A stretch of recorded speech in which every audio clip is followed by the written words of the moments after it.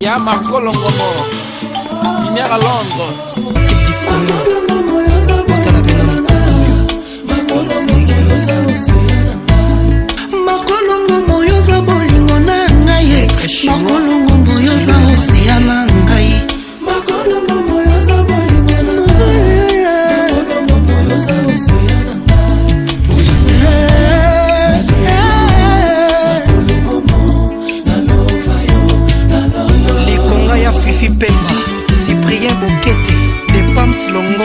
Trésor Ouéa, Gervais Katende.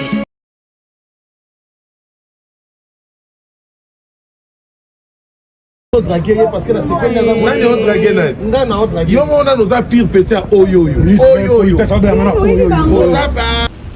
nous voici pour la 3e fois au rendez-vous de l'histoire. La première. Vandisa, non. On les a levier, et vimba chaque jour. On a tous à côté les mains. À tous à vendre, sur les fait tellement.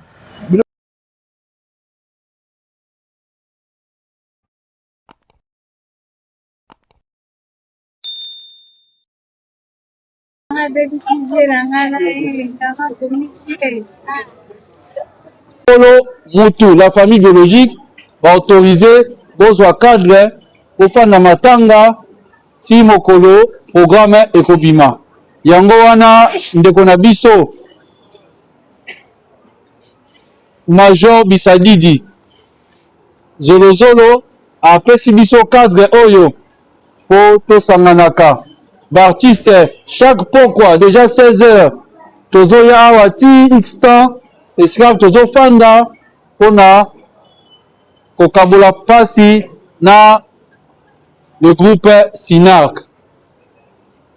Avant to pesa maloba epai ya président Caleb toyebi ke awuti kosoana libota nécessairement aza na compte rendu to programme to makambo ezoleka ndenge nini oyo akopesa koinforme biso nyonso baartiste kasi na kombo ya association na biso lisanga oyo esangisaka batroupe nyonso ANTPC. Le président Massoumou a mandaté, j'espère qu'à le président Caleb dans le téléphone, il a lancé aussi un message dans l'artiste. Il a mandaté le président Rock Bordeaux de prendre des paroles dans la association avant de passer le président Caleb. Avec respect, nous invitons le président Rock à prendre la parole pour le compte de l'ANTPC, qui est l'Association nationale de théâtre populaire et cinéma.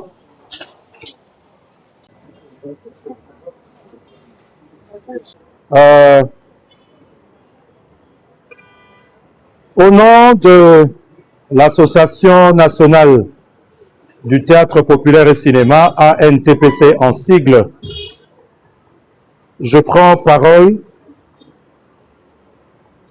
par délégation, au nom du président national, le président Massoumou, pour compatir au malheur et à la douleur qui vient de frapper un de nôtres, en la personne du président Bienvenu Toukebana, qui se trouve être un des membres très actifs et influents de notre association. Et à travers lui, toute sa structure, toute sa grande famille artistique, le cinéma arc-en-ciel, SINARC en sigle. Monsieur le Président, nous connaissons la douleur qui vous traverse, la perte d'une membre, d'une actrice, d'une fille artistique. Une actrice qui s'est distinguée non seulement par son talent, mais aussi par sa façon d'être.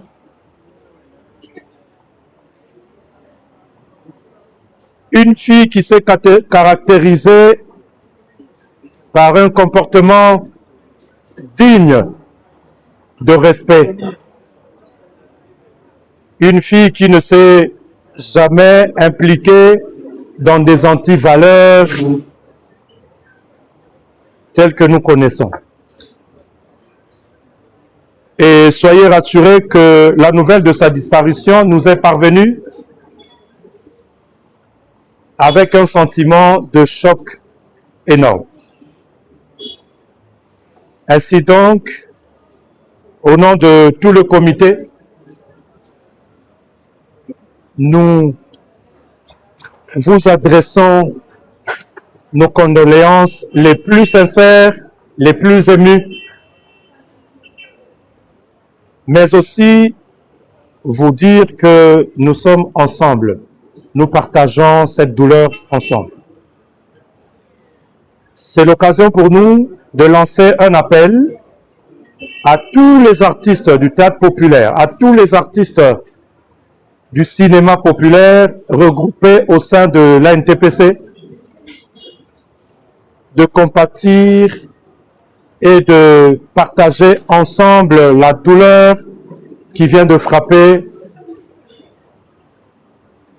le cinéma Arc-en-Ciel Synarque. Observons ensemble l'attitude de deuil jusqu'à ce que le programme va sortir et jusqu'au dernier jour de l'inhumation avec un comportement digne tel que nous avons toujours recommandé à tous les artistes parce que nous sommes frappés par ce deuil. Encore une fois, mes condoléances au président Caleb, mes condoléances à tous les acteurs et actrices du Synarque, mes condoléances à tous les artistes du cinéma populaire, sincères condoléances en même temps à sa famille biologique. Nous sommes ensemble, nous pleurons ensemble. Merci beaucoup. Les mots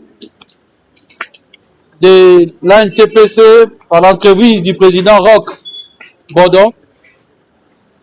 Et ensuite, nous allons inviter le président Caleb. Le président Roch était sincère en disant ceci est clair. Caroline se distingue. Primo, par sa loyauté, sa fidélité. C'est pas facile ces derniers temps. Moto bandi na lisanga moko presque 25 ans. Elle est dedans. À Sali succès, à Yebani, mais elle est restée fidèle, loyale avec sa troupe. Sans plus tarder, nous accordons la parole au président Caleb. Nécessairement aura un mot. Il y a suite à programme parce qu'il vient directement au Koutanana famille biologique, Bauti Kosolola. A repé Sabiso pour Moko na Moko, Aeba, programme comme à niveau Nini. Merci. Merci au président Roch Bodon. Et déjà nous sommes là pour plaider notre bien-aimée Caroline Betty quoi. À part Betty quoi, toza pe na ndeko musu auti kotika biso ya pas longtemps, l'artiste Elbas na bandi koyebi epé. Donc nanu kutu akundamité je pense. Mais voilà tozwi lisusu liwa ya Caroline.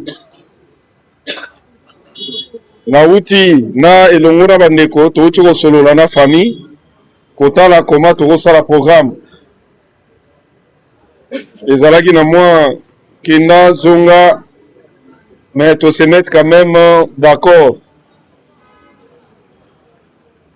Ce qui fait que les choses vont évoluer assez rapidement parce que moi lourdeur moko ezalaki mais to sololi quand même ce qui nyonso eke malamu probabilité tout ça là obsèque dans 2 semaines. Si tout va bien, tout ça là obsèque dans 2 semaines. Donc si rien ne change, et que ça là n'a fait en semaine prochaine. En attendant, nous allons continuer à merci à l'artiste Nyonso. Parce que Caroline n'était pas seulement du Sinark. Caroline a dit mutu ya bafatu, mutu bandego Nyonso, bazaliawa, mutu ba mère Léa. Donc lui, elle était et dans les Nzonzing, dans les Sinark, na katia chronique, na katia business na e. Donc tous à la wana pona ko memaye akende ko vanda na bisika ne ya kimia et ko senga vraiment tout monde na kamona na kana moi temps oyo. Peut-être na moi 2 semaines to ko sala et mema biso ti to kende ko tika ye bisika na ye akovanda ya libela. Donc to wuti ngala bande ko mususu Sinark to wuti ko solo na famille to se mettre presque déjà d'accord na ba détail. O to linga to sala lelo salama kite déjà lobi to ko sala ngo o Italie bongo nzoto na ye. Et puis to ko kene nango tina suka to zana besoin ya participation na biso nyonso kaka ndenge zala katango to kufela ka to zala elongo ensemble poto mema Caroline na esika na ye asuka. Donc voilà. Donc la wuti la famille to sololi to se mettre presque déjà d'accord. Donc si tout va bien, peut-être que la semaine prochaine to koki déjà ko sala ba obsèque et puis to kei kokundae. Donc merci, to continuer pour mon anaboye. Donc awa to va no monana chaque jour qui to kokundae. Aux 8 ans oye na moyi, aux 8 ans oye na pourquoi soki po koki okeye na kota la famille awa pe famille na pe bandozala awa ba confirmer biso ke ba ndoya. Donc to zala wana na ambiance wana ya deuil ti na ndenge to ketika Caroline na Lilita. Il y a Kolobaga yango wana, je ne sais pas s'il fallait encore ajouter. Voilà, merci beaucoup. Voilà, s'il vous plaît, le président a parlé, a fait son message. C'était parmi les messages Nabiso Ami Balé. Ndenge tozole la karo, to uteki pe ko bungisa. Oya zalaki mutupe munene, El Bass. Il était là pour l'art. Azalaki, même à côté de la biso populaire, il était avec nous. Au nom de l'association peut te présenter ma condoléance dans la famille biologique de la Batunion. Et nous disons à l'artiste et comédien, nous sommes tous allés à voir. Programme Naye Ezali Boye. To yape et belé to rendre ba honneur, ba hommage moko wa senge nango. Déjà, mon collègue mercredi le 18 février de 15h à 19h30. Hommage à El Bass, Nalier, salle 101 Yaïna, en face à Palais du Peuple. On a mercredi. L'activité belé, pour ça, ma mokolo, on a exposition photo, ma kamwe belé. Mokolo, il y a vendredi, le 20 février, né et cause à la veille mortuaire. La salle, la flamboyante, avenue Boukama, numéro 235, la commune à Lingwala. En face à l'église Kimbangise, référence, terrain à RTNC.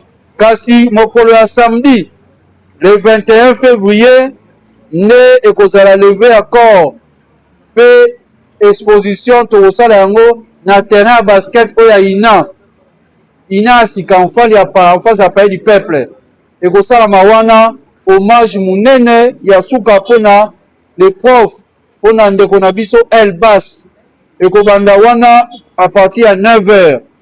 Kolongwana to kolekana na place des artistes pe ba okende kotika nzoto na ye na province na bango akonokunda na mboka.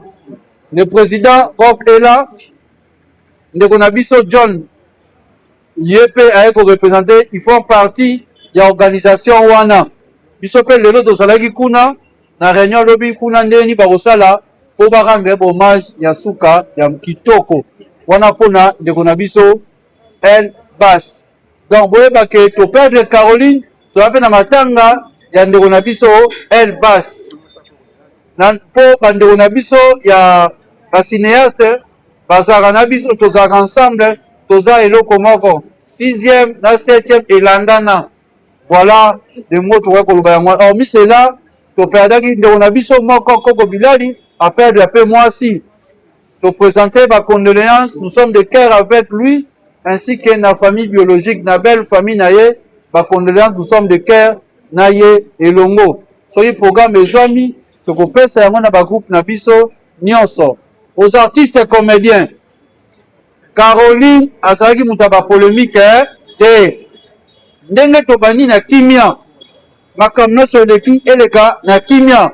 Artiste et comédien pour des raisons à BST tomona yo te na émission obanda koloba bilobela mpona osala base na kombo ya matanga ya moninga obanda kobetela ba vie privée esongolo pakala tolingi yango te e na bandeko bofilme biso bachroniqueur bomema bango na libunga wana te toona pasi moto akufi bonomona ye na bachaîne na bino mingimingi na babese na bino na baminiature non mais moi na ye ozala honoré ndenge ye abandaki kovivre la manière dont elle a vécu bozela mokolo oyo eyaka epai na bino client na bino ya malamu ya makelele bosala bongo ma ya karo tosala nini toboyi excusez-moi parce que même bandeko na biso tootelemela bango surtout na makambo wana. J'ai suivi le président Caleb sur le net. Vous m'avez fait pleurer, hein? Vous m'avez fait pleurer. C'est pas pour vous flatter. Souvent, tu comme un report, tu as mis le gars. Sauf que c'est moi, tu as dit, tu as dit, il faut voter. Parce que c'est analysé. Vous avez dit, première fois. Vous avez dit, deuxième fois. Même Bible, lobby, la troisième fois, tu as na public. Voilà le grand message. Mais les artistes et comédiens sont unis. Peine à Bolingoso René, comme le chroniqueur, bon, mais ma biso na liboulou, te.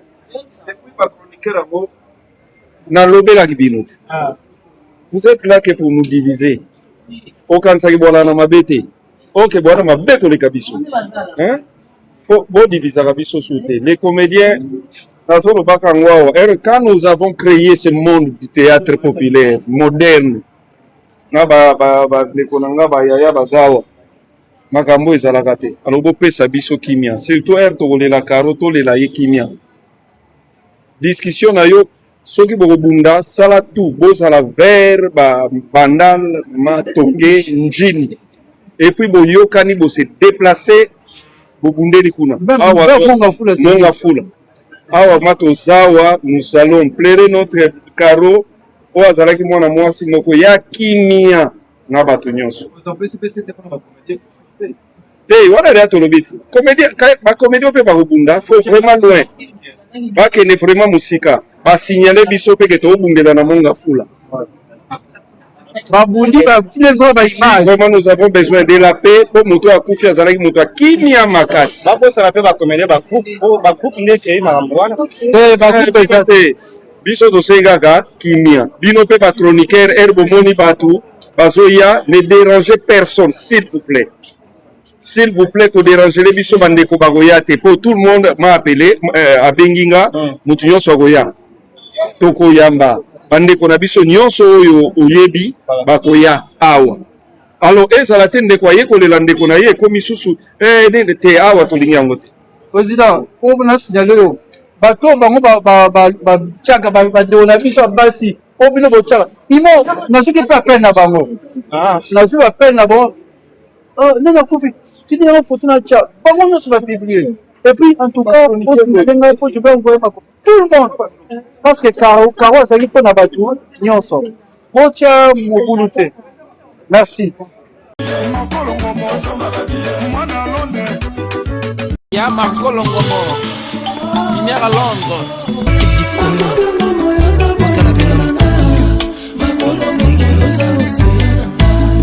Makolongo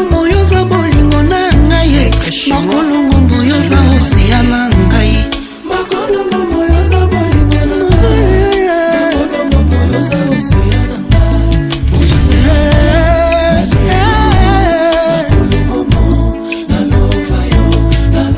likonga ya Fifi Pemba Cyprien Bokete de Pams Longomo Trésor Weya Gervais Katende.